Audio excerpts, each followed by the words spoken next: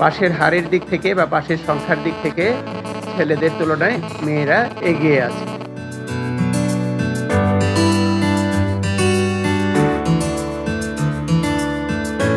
মাধ্যমিক ও উচ্চ মাধ্যমিক শিক্ষা বোর্ড রাজশাহী এর অধীনে অনুষ্ঠিত উচ্চ মাধ্যমিক সার্টিফিকেট পরীক্ষা 2025-এর ফলাফল আমরা নির্ধারিত সময়ে ঘোষণা করেছি। তো এই ফলাফলটির বিভিন্ন তথ্যাদি আপনাদের সামনে আমি আবারও উপস্থাপন করছি। আমাদের এইচএসসি পরীক্ষা 2025-এ মোট পরীক্ষার্থীর সংখ্যা ছিল 1,34,143 জন। এর মধ্যে পাশ করেছে 77,742 জন।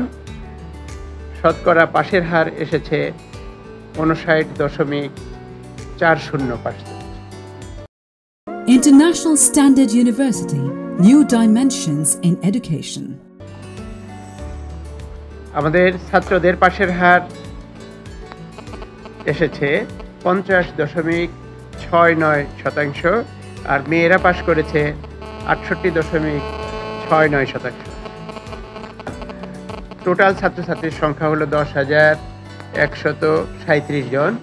এর মধ্যে ছাত্র জিপিএ 5 পেয়েছে 4,455 জন, আর ছাত্রীদের মধ্যে জিপিএ 5 পেয়েছে 5,682 জন। জিপিএ 5 পাওয়ার সংখ্যার দিক থেকেও আমাদের ছেলেরা মেয়েদের তুলনায় পিছিয়ে আছে। তো আমরা মেয়েদেরকে অভিনন্দন জানাচ্ছি। আমাদের এই পরীক্ষা চলাকালে 13 জন ছাত্রছাত্রীদের মধ্যে 13 জন বহিষ্কৃত হয়েছিল। এক বিষয়ে অকৃতকার্য হয়েছে 32,638 জন পরীক্ষার্থী, যা আমাদের মোট পরীক্ষার্থীর মধ্যে শতকরা 24.94%, প্রায় 25% ছাত্র এক বিষয়ে অকৃতকার্য হয়েছে।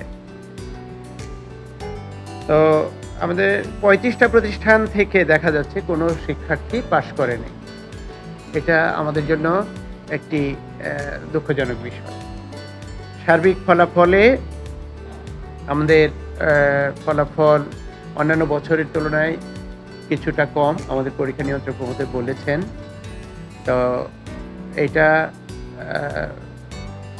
আমি মনে করব যে যার রেজাল্ট যেরকম ছাত্ররা এবার আমাদের ছিল মেধা সম্পন্ন, তাদের মেধার যথাযথ মূল্যায়ন করেই এই ফলাফল এসেছে। এই ফলাফলের মধ্যে কোনো ইন্টারাপশন বা কোনো প্রভাব। International Standard University, New Dimensions in Education. বা কোনো সুযোগ বা কোনো মানে কাউকে পিছিয়ে ফেলার এরকম কোনো কঠিন করা বা সহজ করার কিছু ছিল না। যা স্বাভাবিক নিয়মে পরীক্ষার নিয়মে যা যা ঘটে, যেভাবে মূল্যায়ন হয় উত্তরপত্র স্যাররা মূল্যায়ন করে দিয়েছেন, সেই রেজাল্টই আমরা প্রকাশিত করেছি।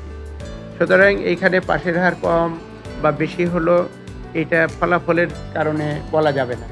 হয়তো পরবর্তীতে আরও গবেষণা করে দেখা যেতে পারে যে কোন প্রতিষ্ঠানগুলো থেকে কী কারণে ফলাফল কেমন ভালো হলো বা মন্দ হলো।